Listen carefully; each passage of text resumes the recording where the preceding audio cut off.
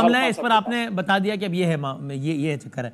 ایک دوسرا معاملہ بھی ہے نا کہ وہ لوگ جو کہ پارٹی کا بالکل حصہ ہیں, جن کو پارٹی کی کرنٹ لیڈرشپ بھی کہہ رہی ہے, رؤف حسن صاحب وغیرہ بھی, کہ بھئی بالکل حصہ ہیں, ہراول دستہ ہیں, شاندانہ صاحبہ, شہریار صاحب, لیکن یہ لوگ بھی بہت کچھ چیزوں پر دل گرفتہ ہیں اور موجودہ قیادت سے ان کے شک میں یہ کوئی راز نہیں ہے. آن ایئر کہہ رہے ہیں, شہریار صاحب کہہ رہے ہیں میں ملنا چاہتا ہوں, مجھے ملنے نہیں دیا جاتا خان صاحب سے, پتہ نہیں کون نہیں ملنے دیتا.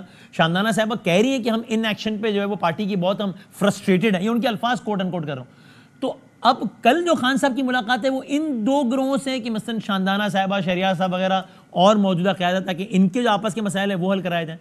کل ان میں ان کی ملاقات ہے خان صاحب سے. جب یہ معاملہ وسیم بھائی آیا, زیادہ اس پہ بات ہونا شروع ہوئی پچھلے ہفتے کے اینڈ میں, مجھے یاد ہے اس پہ میں بڑا کھل کے بولا ہوں کہ تحریک انصاف میں کوئی فارورڈ بلاک نہیں ہے, کوئی گروپ نہیں ہے, اور جو تحریک انصاف میں فارورڈ بلاک بنانے کی کوشش کرے گا, گروپ بنانے کی کوشش کرے گا, وہ اپنی سیاسی قبر خود کھودے گا. میں صاف بات بتا رہا ہوں. اور کل اس پہ عمران خان صاحب نے کھل کے بات کی ہے, آپ ہی کے میڈیا پرسنز وہاں آئے, سوالات کیے. ویسے یہ میں بتا دوں جس طریقے سے میڈیا والوں کو وہاں ہینڈل کیا جاتا ہے, خان صاحب کو بات نہیں کرنے دی جاتی, دکھ ہوتا ہے اتنے بڑے لیڈر کو اس طریقے سے ٹریٹ ہوتے ہوئے. لیکن بہرحال چلیں وہ ایک اور بحث کی طرف چلے جائیں گے. خان صاحب نے خود یہ بات کی کہ تحریک انصاف میں نہ کوئی فارورڈ بلاک ہے, نہ کوئی اس میں گروپ ہے, کیونکہ کوئی افورڈ ہی نہیں کر سکتا. اس وقت واحد تحریک انصاف وہ جماعت ہے, ماضی میں 50 سال پہلے بھٹو صاحب کی کسی وقت تھی جب وہ کھمبا کھڑا کرتے تھے, جیتتے تھے. اب تحریک انصاف کی ہے کہ بہت بڑا ووٹ بینک ہے, تو اس میں کوئی پولیٹیکلی اگر کوئی شخص خان صاحب کا خدا نخواستہ, میں لفظ یوز کروں خدا نخواستہ وفادار نہیں بھی ہے, وہ پولیٹیکلی ایکسپیڈینسی کو دیکھ کے یہ سوچتا ہے کہ نہیں تحریک انصاف سے باہر میری کوئی سیاست نہیں ہے, تو اس لیے کوئی فارورڈ بلاک سوال ہی پیدا نہیں ہوتا. ہاں ڈفرینس آف اوپینین ہو سکتا ہے, اور وہ ہوتا ہے اور ہونا چاہیے. اگر ڈفرینس آف اوپینین نہیں ہے اس کا مطلب پھر سیاسی جماعت ہی نہیں. اس حوالے سے کل خان صاحب سے جو گفتگو ہوئی, میں نے بھی ان کو تجویز پیش کی کہ ان جو کچھ دوست ہمارے ہیں, آپ کے پرانے ساتھی ہیں, ان کو بلائیں, ان کو سنیں کہ ان کا کیا, ان کی ریزرویشن کیا ہے. تو اس سلسلے میں خان صاحب نے خود بھی ڈائریکشن دی ہے, کل کچھ دوستوں کو انہوں نے بلایا ہے. اس میں کوئی گروپس نہیں ہے, ایک شخص یا دو شخص ہو سکتے ہیں.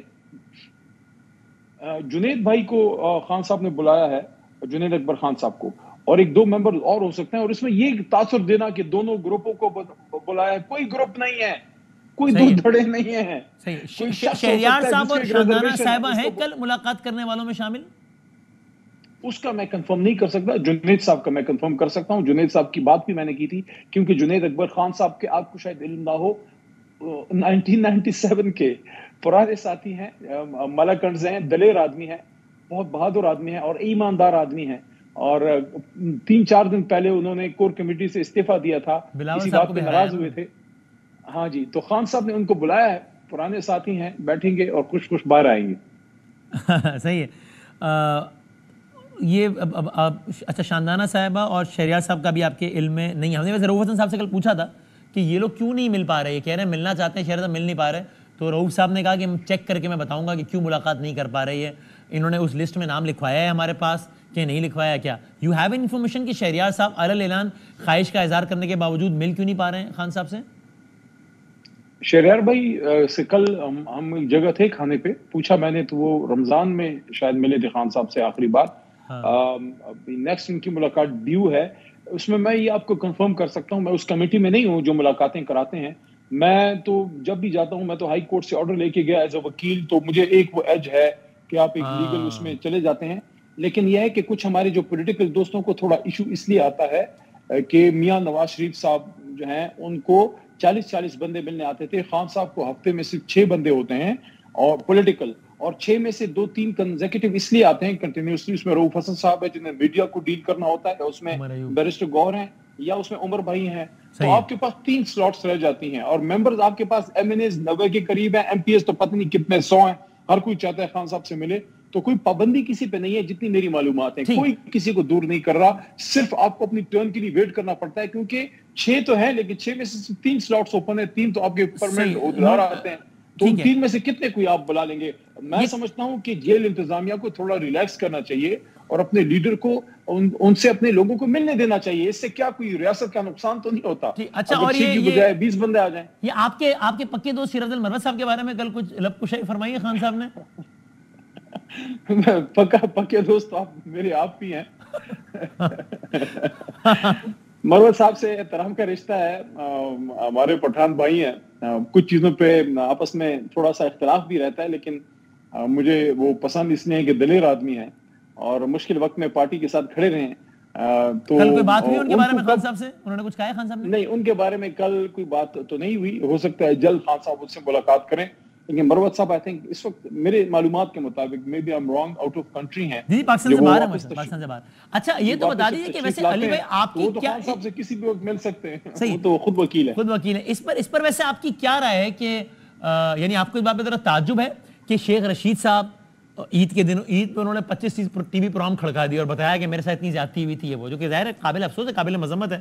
پھر فواد صاحب، پھر علی زیدی صاحب، پھر عمران اسماعیل صاحب کی، یہ پچھلے 25-30 دنوں میں ایک دم یہ جو سب آپ بولنا شروع ہو گئے، آپ کو ذرا اس سے حیرت ہے کہ یہ کیا ہوا ہے اچانک؟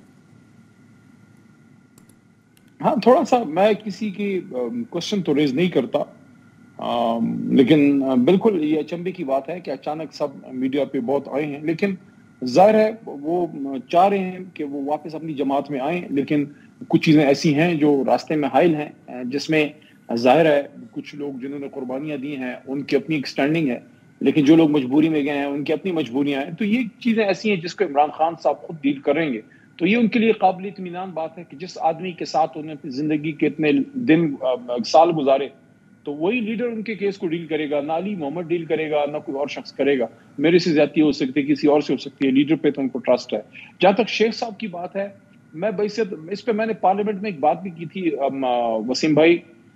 شیخ صاحب عمران خان صاحب کے ساتھ طویل چلے ہیں اور ان کا تو کیس میں نے ان کے حق میں کوشش بھی کی تھی. میں سمجھتا تھا کہ انہوں نے تکلیف اٹھائی ہے خان صاحب کی خاطر، لیکن بہرحال آپ نے الیکشن میں بندہ کھڑا کر دیا ان کے سامنے.